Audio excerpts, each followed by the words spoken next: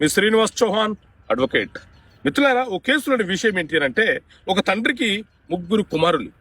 2 కుమారులు ప్రభుత్వ ఉద్యోగం వచ్చినందుకు నగర ప్రాంతానికి వచ్చి సెటిల్ అయినాడు.